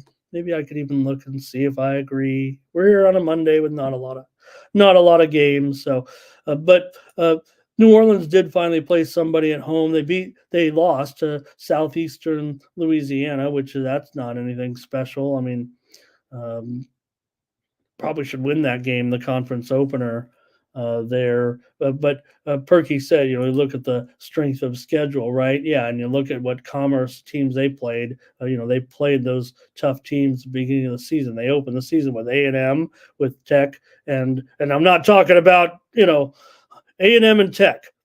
Yeah, when you think about a team, they could be playing some other A&M, right? But no, they played Texas A&M, the big Texas A&M, and Kentucky. They played SMU, they played TCU, so they lost their conference opener at home, 73-67 here on Saturday. So, all right. Poppy, not one. Hey, Poppy, been known to overreact to the markets a little bit. We're not going to hold when you're trying to make a living at this, like Poppy, we don't mind there. But yeah, I see it there, 138.5 on the Monmouth game, and Monmouth now a 2.5-point favorite in the game against Northeastern. So we're seeing some movement. All right. Did we get it clear? I got one more game I put on here. I was going to look at the Norfolk, right? Okay, let's do it. I made a graphic for the Norfolk game. So let's check it out. Let's check it out and see what I agree. I'm obviously Big O on Norfolk. I better be on Norfolk. I'm not going to deviate from whatever my forecast here says in my rating system. I'm just going to punch in the line and let it spit it out. Okay. Well, I'll take the over is what I'll do. I'll take the over in the Norfolk and NC and North Carolina Central game. I don't want to stand in the way. Look, there's definitely the sharps are on Central. I'm supposed to be. I'm the man who knows the. If anybody's ever gone to my Twitter profile, I write it. I know who the sharps are on. That's my claim. It's not a claim to fame or anything. I pretend to know who the sharps are on. And even though Big O is a very, very sharp guy, I'm going to say in general, the sharps that move the markets here are on Central in this one. I don't know if I'm necessarily ready to buy into that. So I will give Norfolk some credit, certainly coming in off the win over South Carolina State, certainly covering the number on the road. Pretty impressive. For Norfolk to get that victory. And for Central, they are on a 3-game winning streak right now, wins over Howard and Longwood at home. They also beat North Carolina A&T. There's an A&T, I think, on the road. So for Central, they're 8-4 against the spread. Norfolk is 8-6 against the spread so far. All right, so I will take the over in this one. There's not a lot to the total here as far. Norfolk is 4-7 to the under so far this season. Central's just 6 overs, 6 unders, and if anything, they are 1-2 to the under as a favorite. I don't even know. Is it still 1? Yeah, it's 1 pretty much everywhere. Total 138.5. I'll go over as my play. Thanks for sharing that game, you guys. I didn't look at the television schedule yet on ESPN Plus or anything like that, so I'm sure we can catch a lot of these MEAC action today and SWAC action today as well. Great day to watch some MEAC and some SWAC basketball on a slow day before the national championship game. Watch a few games there. All right, let's go to the hockey now. Unless you guys got anything else, we are gambling here now. Percent better asking a little bit here about Mississippi Valley today against Alabama A&M.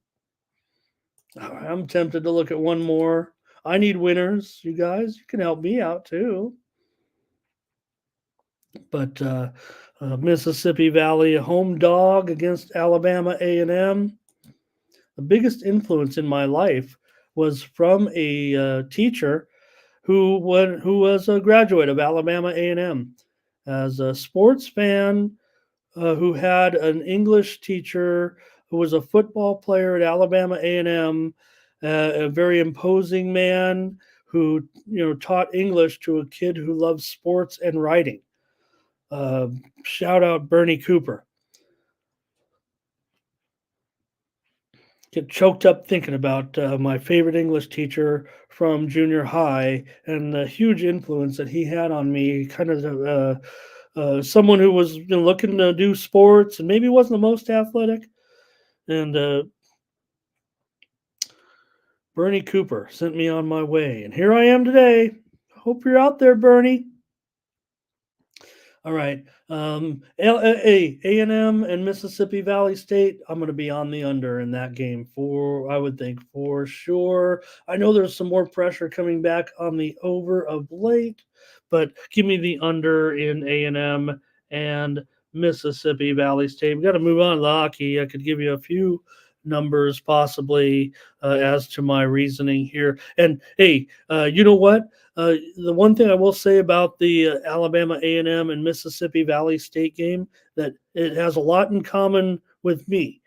That game's going to be on YouTube tonight, so free for everybody. Go to YouTube and watch that one with Alabama A&M and Mississippi Valley. All right. Told you I'm on the under. Mississippi Valley is at home. They are 4-10 to the under this season. Just 0-1 in true home games. They've been out making their athletic department money on the road. Alabama A&M is 9-5 to the over so far this season, but I'm going to take the under with A&M and Mississippi Valley. And I'm going to get to hockey before we preview every basketball game on the card. I don't even know if it's a preview. Just a pick, you guys. Here come the Canucks and the Rangers to start us off with a nice game on the hockey card here. Canucks on the road taking on the Rangers, and the Rangers only $1.40-ish here at this point. $1.45, 6.5 under 15. Kind of looks like the line at this point. Vancouver has done okay against the Rangers. They've covered 5 straight puck lines when visiting the Rangers, 5 straight years, I would guess, when visiting the Rangers. So Vancouver has always had a pretty good trip. Let me at least make a better graphic with a Demko here. There we go. Close it up, and maybe I'll spin the wheel of the goalie computer. I know we've had one confirmation on this card so far with the goalies, but nothing here, nothing in this one just yet with Demko and Igor. Rangers have gone over in 4 of their last 5 games at home. This series has gone over in 4 of the last 5 games as well. Of course, these two teams meet just a few times a year. Rangers come in 26-10 and 2, I think. While the Canucks 25-11 and 2. Here in this one, you got to think the talking heads are going to be talking up the Vancouver Canucks here in this one. They're off the win over New Jersey, 6-4 on the road. They lost to St. Louis in that awesome game that St. Louis played defensively in the 2-1 victory 3 nights ago, but Vancouver was able to come back and get the road win at New Jersey. The Rangers lost to Montreal 4-3 last time out, and they've been alternating wins and losses of late. Mentioned some of the series history between these two teams. These guys have already met in their first meeting. It was at Vancouver. Rangers won that one 4-3. And here's Mike says Canucks and under. Poppy loves taking unders, but we don't know if he's doing this one yet. Poppy, what's going on? Thomas Bird says he's taking the under here. And I think the great thing about hockey, and not quite performing like I did last year on these totals, but hey, the season's not even half over. Fernando's on the under. Thomas is on the Rangers. I'm not too really happy with this game actually.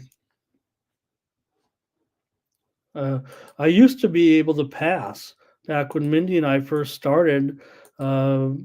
Taking a pass wasn't uncommon for me at least once a show. Here's percent better on the under. I guess if I had my options, I might pass in this one. Because I know that the Rangers look maybe $1.42. What's the puck line? I put it in the computer. It comes out right along the spread here. All of my notes are kind of said, look at the market, look at the move, wait to see what happens with the move. So even I don't know what's going on, maybe necessarily in this one, but I think I'm going to end up on Vancouver. Probably just bet. I'll just take both on the show because I'm not going to be Bruce a little behind there in the chat, but all right. Vancouver and under for me. I'll just do both. I'm not going to go premium. I don't even. I'm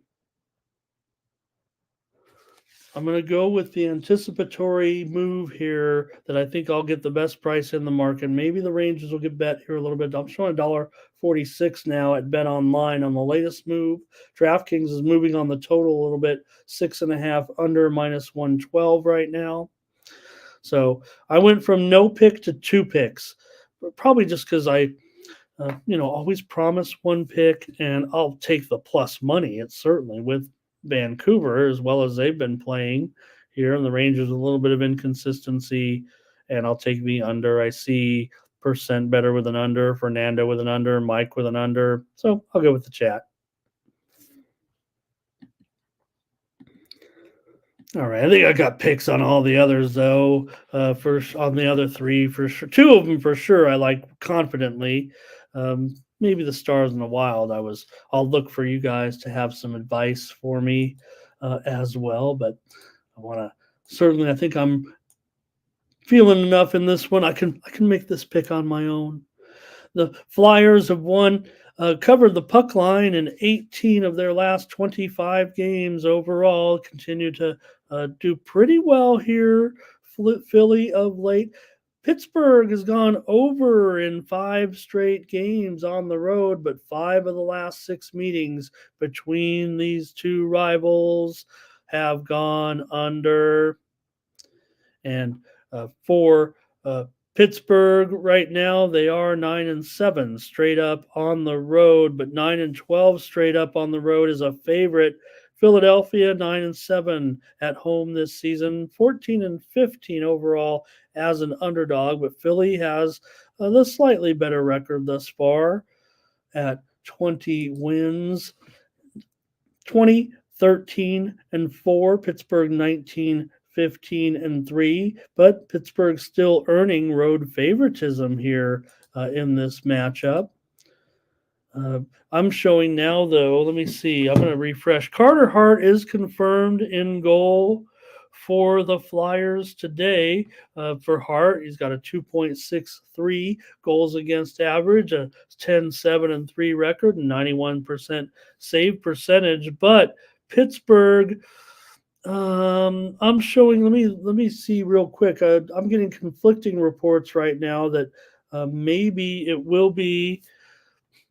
Well, I'm going to trust Yari still to be the goal. I have one site saying Nedeljkovic could be in goal today. Maybe you guys have seen something yet. I've been stuck here doing a show. But let's see if you guys have any picks at least. Thomas is little bit concerned about the injury. In hockey, I mean, I'm really only going to cover major injuries. I mean, hockey with when you have lines out there that are playing, through, 20 minutes a pop. The key injuries are the stars for pretty much. Fernando on the Penguins here. Gino says the Flyers win tonight. There are your two picks. The only injury I would think of note here right now would be defenseman for Pittsburgh, Ludwig. He hit the injured list last week, but for the most part, I think everything's clear with these two teams. All right. And this one, for me, I'm going to look to take the under here. Philly, 4% better. On the side, it's close for me. I'm not sure I can do anything at this point. I'm going to take the under here. Maybe I'm saving it for a premium.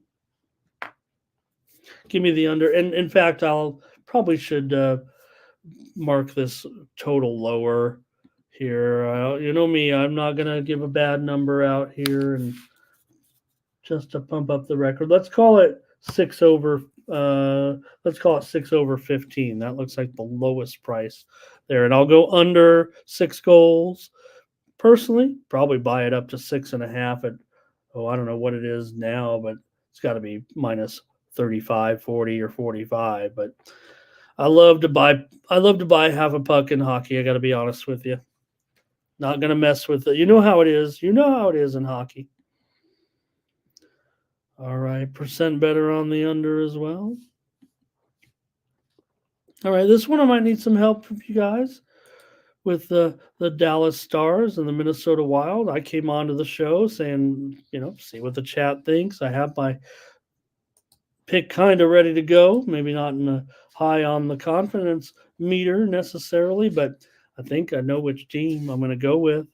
So let's see what you guys have to say in this one with Dallas and Minnesota. Dallas has covered the puck line in 6 of the last 7 meetings between these two teams in Minnesota. Minnesota's gone under in 9 of their last 11 home games, and the total has gone under in 7 of the last 10 meetings between these two teams. Dallas has gone over, however, in 5 straight games. So Dallas comes in here with 22 wins. Good matchup, certainly. 22 wins, 11 losses. Minnesota, 500 team at this point. Maybe a disappointment for sure so far. In this series, they've already met twice. 3 times this season. Dallas won the first 2. This is the 3rd meeting already, 3rd meeting in a row at Minnesota. Dallas won the last one 8-3 back on November the 12th. Minnesota won here 4-0 on October the 7th, and Dallas won 6-1 at home. So Dallas has outscored Minnesota this season 18-4. But I don't think that's going to sway me. I'm going to take Minnesota on the money line here at plus money. Today, Minnesota was on a losing streak, no doubt. They finally got a win. They beat Columbus only 4-3. So I know that Dallas is going to get a lot of attention. I'm feeling quite contrarian here in this one. I'm sure Dallas is going to get all the attention. I haven't even looked at the chat yet. But remember, Dallas has lost 3 in a row. They didn't look good at home. They were playing Nashville. They were playing Colorado, some good teams, but they also lost to Montreal here at home. But I would imagine it's going to be mostly Dallas. But here's Gino, Wild in the under.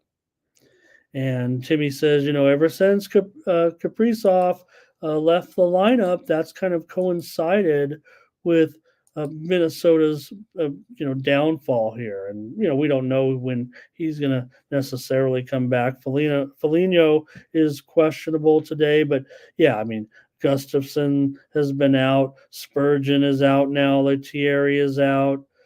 So we talked about it a little bit. Here's Ray, says, give me the over in this one. But I'm on the Wild, despite those injuries, here in this one against the Stars. And a marquee matchup here to wrap up the night with the good card here today in hockey. Bruins at the Avalanche in this one. Both teams, two of the best. Bruins 24, 8 and 6. Avalanche 25, 12 and 2. Avalanche favored here, $1.30 or so. Total 6.5. Total seems to be dropping here, certainly.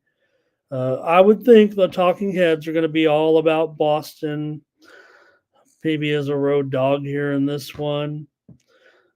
Boston is just 4-4 as an underdog so far this season, so not a very familiar role. But they are 12-5 on the road straight up. Of course, Colorado's 16-5 at home straight up. Colorado also 7-2-1 in their last 10 games. Boston just 5-3-2 in their last 10. But all those wins have been coming over the last couple of weeks here. They are on a pretty good run. They did lose to Pittsburgh 6-5 4 nights ago, but they came back and beat Tampa Bay 7-3 at home. They also beat Columbus. They beat Detroit, beat New Jersey. They've been covering their puck lines as well. For Colorado, they are off that embarrassing 8-4 loss against Florida at home. Before that, they were on a winning streak, of course, having beat Dallas, the Islanders, the Sharks, and the Blues. Colorado is 13-8 to the over this season. Boston's gone over in 7 of their last 10. See if you guys have anything here. Not much from you guys on this big game, so I better just maybe make the call. Boston has won 5 of their last 6 games, that Pittsburgh game being the loss. Colorado has won 4 of their last 5, obviously, following the loss to Florida. Colorado's also won 7 of their last 8 games at home. All right. Well, nothing from you guys on this big game, it looks like. So let me get my play out there. And it is on the under tonight here. I better correct the line. Another one where the total is dropped. It looks like mostly 6/25, maybe 6/30. I don't think it's anything over. I don't think there's any 6/20s out there at this point. So got to at least give myself a chance to make some money. Call it 6/25, and maybe I'll call it $1.30 now for the Avalanche, and I will take the under. I've got 3 unders tonight. Went with 4 overs last night. I'll take the under in 3 of the games here. And I think that's going to do it for the show. Thanks so much, everybody, for spending a couple of hours with me here on the Morning Steam. And I'll be back. There's that early game, huh? Texas A&M and New Orleans, Texas A&M Commerce. All right. Thanks a lot for joining me here on the Morning Steam for Monday, January 8th. Hey, head on over to Tony'sPicks.com and get our premium picks. Do you really like me? Do you really want to support me? Here's the hustle. Get my weekly All Sports Premium Pass. You're going to get my best plays, the one that I always say, I think people know I like to play a lot of games. I like to play the whole landscape. I don't give you all the plays. I just give you the best plays, the ones that I put the most money on. I'm not a guy who goes through and says every game's equal. I look at the entire card, and my strongest games that I put the most on are in this package right here, the weekly All Sports Pass. Averages between, I'll say averages between 7 and 10 picks a day. Minimum usually 5. A card like today probably going to be dealing in the 5 range, but on a huge heavy card with multiple sports can get up to 12 or more, depending how hot too. We kind of press on it when we're pressing. So consider this package here and save 20% when you use the promo code TonyT at checkout. Head on over to Tony'sPicks.com. You'll find our rest of our team over there as well with all of our plays documented. That's the reason why I'm on one of these sites. Everyone has their Telegram, their Twitter picks and everything, but you just can't track the picks, right? So I wanted to be involved with these with a multi-capper site such as Tony'sPicks.com, where I just enter my plays in. It's a great e-commerce platform as well, but just enter in my plays. They do the grading.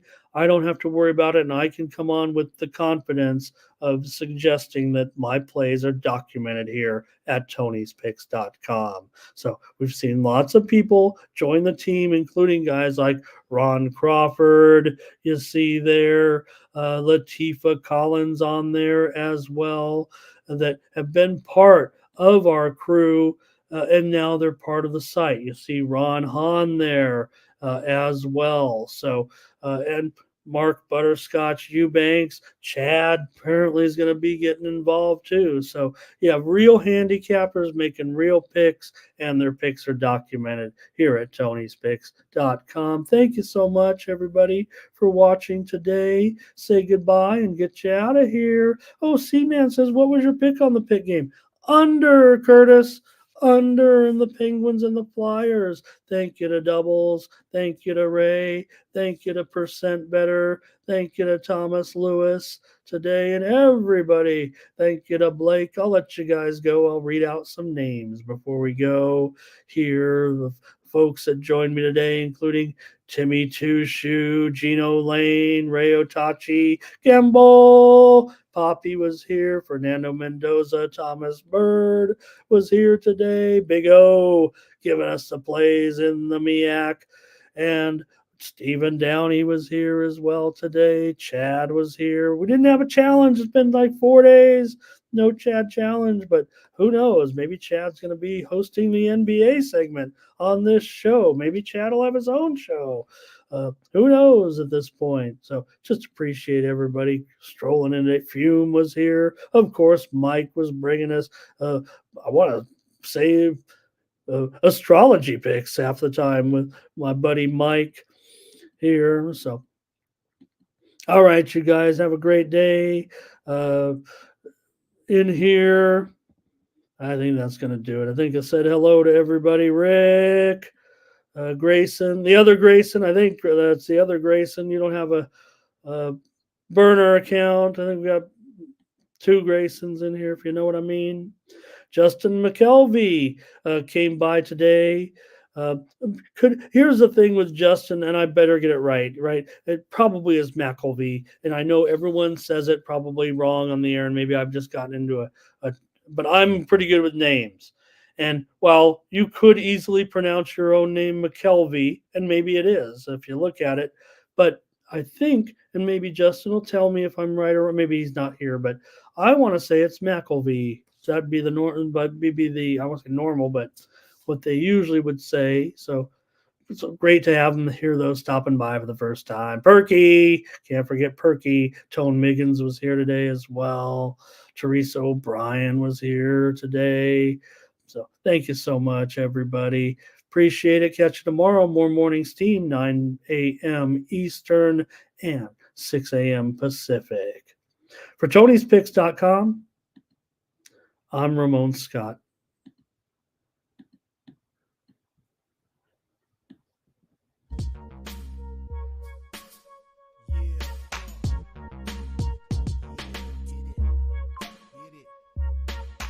Can it be showing up with Tony T? Yes, Ramon SEO.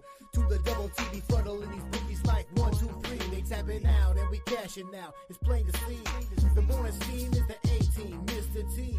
And I pity the fools who can't hang. Coming with real game. It's sort of a freight train. It's been reported bank rolls are easy to maintain. So get situated and listen to the picks. And it goes a